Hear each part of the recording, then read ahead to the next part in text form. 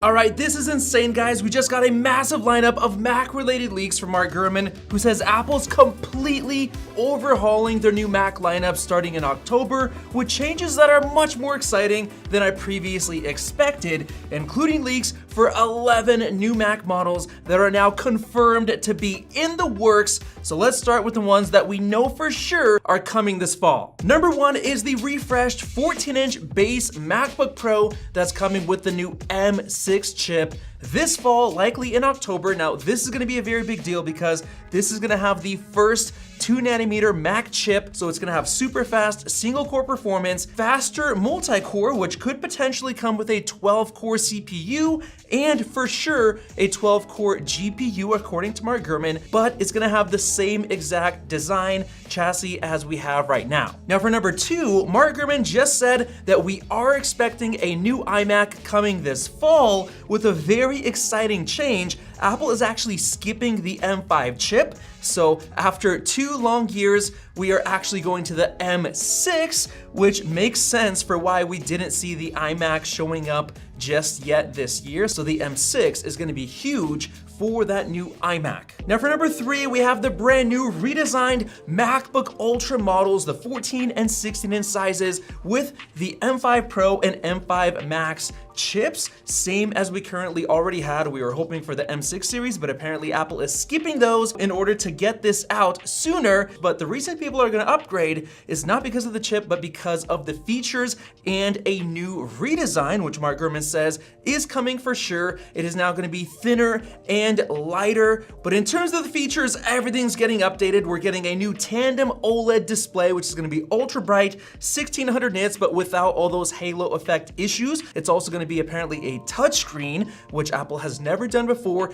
and they're finally ditching the notch and switching it out for the dynamic island. So the bezels are going to be thinner. It's going to look very fresh, new, modern. Tons of people are going to upgrade, including myself. The only downside is that there's probably going to be like a $500 premium compared to the matching models that we have right now. And according to Gurman, he says it's either coming at the end of this year in the fall or in early 2027, which I think it's coming this year for sure, just based on Apple testing it with software that usually comes out in October. Now for the fourth Mac, it's the Mac Studio, and this one is finally getting updated to the M5 Max and the brand new unreleased M5 Ultra, which is going to be insane in terms of performance compared to the current M3 Ultra in every single way. Now the design, the features, the ports, they should all stay the same.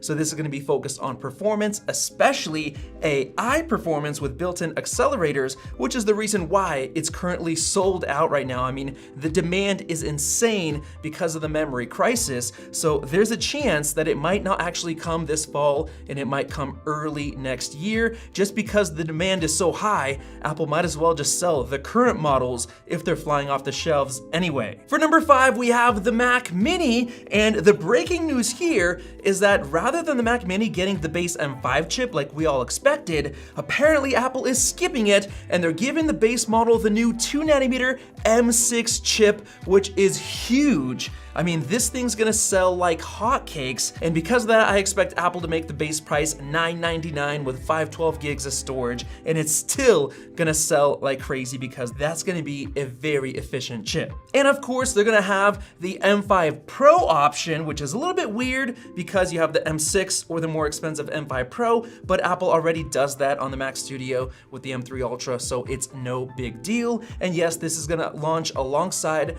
the Mac Studio whenever that happens. Now for number six, we have the refreshed MacBook Air with the M6 chip. This is gonna have a bin down version of the chip compared to the M6 MacBook Pro, but it's still gonna be crazy fast with very fast single core performance and those GPU upgrades, hopefully with the 12-core GPU, which you can upgrade to. And I think the pricing is gonna stay the same at $1299 with the same design, no changes whatsoever, maybe even the same wallpapers and the same boxes as we currently have. Now for number seven, we have the A19 Pro MacBook Neo 2, which that chip is gonna be faster in terms of single core, multi-core, especially graphics is an absolutely huge boost, but the big deal is that 12 gigs of RAM is confirmed by Mark Gurman to come to this, since of course it comes in the A19 Pro, so that's gonna fix a lot of the multitasking issues. It's gonna make it more reliable and snappy. We're expecting the storage speed, which is currently slow, to be twice as fast, just based on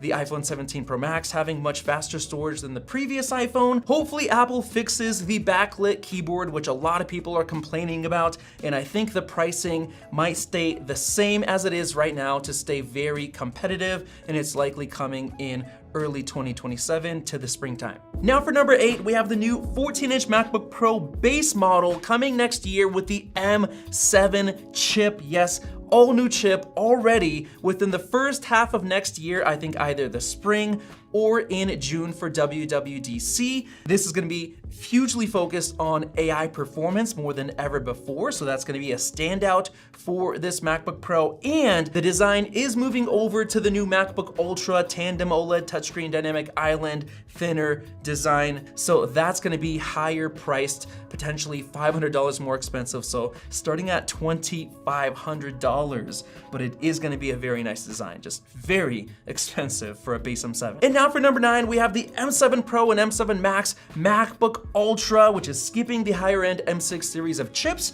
Now, Gurman said this is likely coming at the end of next year. This is gonna have the same designs, displays, features as we're getting with the MacBook Ultra this year, just a chip swap, which is why I'm actually recommending people upgrade to this year's MacBook Ultra models, because I recommended people buy the M1 Max back in 2021, and that was a good choice because it is still a killer machine 5 years later. And now for number 10, we're going out into the future, into 2028 for the OLED MacBook Air, which is finally getting a nice OLED display. It's not gonna be tandem OLED like the MacBook Ultras, so it's gonna be limited to 500 or 600 nits of brightness, but the colors and the contrast is gonna be great. And yes, we're expecting a redesign, so it's gonna have a newer chassis that matches the styling of the new MacBook Ultra models, and yes, likely a binned M7 chip, so crazy good performance. It's likely gonna be the best MacBook Air model ever made with high demand, so I think the pricing is gonna be